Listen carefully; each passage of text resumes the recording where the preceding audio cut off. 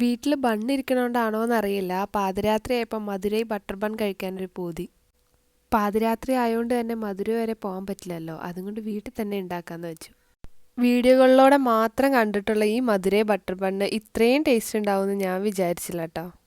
ആദ്യം തന്നെ നമുക്കൊരു ബണ്ണെടുക്കാം. ആ ബണ്ണ് ഇതുപോലെ നടുക്കുന്നൊന്ന് മുറിച്ചിട്ട് നമുക്ക് 2 പീസാക്കാം. ഇനി ആ ബണ്ണിൻ്റെ 2 സൈഡിലേക്കും നമുക്ക് കുറച്ച് ബട്ടർ തേച്ച് കൊടുക്കാം. ബട്ടർ എത്ര കൂടുതൽ ഇടുന്നോ അത്രത്തോളം ടേസ്റ്റ് കൂടുകയാണ് കേട്ടോ ചെയ്യണേ. ഇനി നമുക്കിത് അടച്ച് വെച്ചിട്ട് ഒരു പാൻ വെച്ചിട്ട് അതിലേക്ക് കുറച്ച് ബട്ടർ ഇട്ട് കൊടുക്കാം. ബട്ടർ ഒന്ന് ഉരുകി വരുമ്പോഴത്തേനും നമുക്ക് ബണ്ണ് ഇതിലേക്ക് ഇട്ട് കൊടുത്ത് ഒന്ന് തിരിച്ചും മറിച്ചും ഇട്ട് കൊടുക്കാം. ആ ബട്ടറെല്ലാം ആ ബണ്ണിലേക്ക് നല്ലോണം പിടിക്കും വിധം വേണം നമുക്ക് തിരിച്ചു മറിച്ചിട്ട് കൊടുക്കാൻ. അതിനുശേഷം നമുക്ക് ഇതുപോലെ പഞ്ചസാര ഒന്ന് തൂവിക്കൊടുക്കാം.